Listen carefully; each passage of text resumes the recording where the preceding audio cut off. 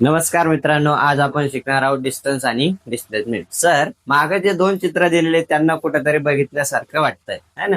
पण हे जे डिस्टन्स आणि डिस्प्लेसमेंट दिलं हे तू कधी बघितलं नसेल आहे ना. यांना बघितलेलं, परसाला पण बघितलेलं आहे आणि आर्चीला पण तू बघितलेले, पण जे डिस्प्लेसमेंट आहे हे तुझ्या लक्षात नसेल, पण आर्चीला आणि परसा तुझ्या लक्षात आहे. मग इकडे परशाचं घर आहे. आता काय पिक्चर मधला सीन आहे बघा, की आरची घरी येते आणि घरून ट्रॅक्टर घेऊन शेतात जात असते आणि त्या ठिकाणी काय म्हणते की मी इथून थेट कुठं चालले, शेतात चालले. परशाच्या घरासमोर येते आणि तिथं म्हणते मी इथून थेट शेतात चालले. हे आरतीचं शेतामधलं घर आहे.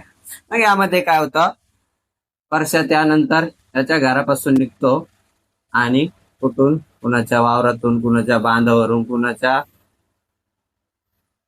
असं करत करत तो कुठे जातो, आरचीला भेटायला शेतामध्ये जातो. आणि आरतीला शेतामध्ये भेटल्यानंतर तो त्या ठिकाणी दोघे जण मिळून त्या ठिकाणी गप्पा मारतात.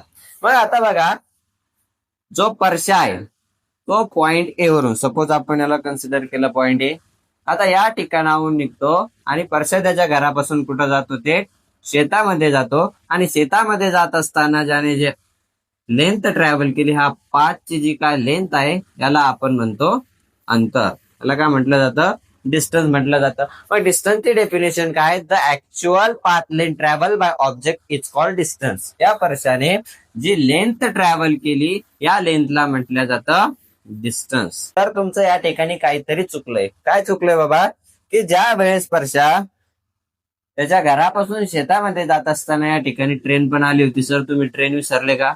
तर नाही. या ठिकाणी काय, ते ट्रेन येते. ट्रेन आल्यानंतर या ठिकाणी परशा ते नाचतात आणि जाण्यासाठी काय होतो, त्यांना उशीर होतो. मग आरची त्यावरती काय करते, या ठिकाणी रागवते. मग दुसऱ्या दिवशी परत आरची परशाला भेटायला बोलवते. मग परशा आता दुसऱ्या दिवशी उशीर होऊ नये म्हणून काय करतो, डायरेक्ट या ठिकाणी शॉर्टकट मार्ग वापरतो. परशा या ठिकाणी शॉर्टकट मार्ग वापरतो आणि आरचीला भेटण्यासाठी शेतामध्ये जातो. आता परशाने जो मिनिमम डिस्टन्स ट्रॅव्हल केले पॉइंट ए आणि पॉइंट बी मध्ये, जे मिनिमम डिस्टन्स ट्रॅव्हल केले त्याला म्हटलं जातं डिस्प्लेसमेंट. डिस्टन्स आणि डिस्प्लेसमेंट यांच्यामध्ये काय अडचण असेल तर कमेंट मध्ये कळवा आणि व्हिडिओला लाईक करायला विसरू नका. धन्यवाद.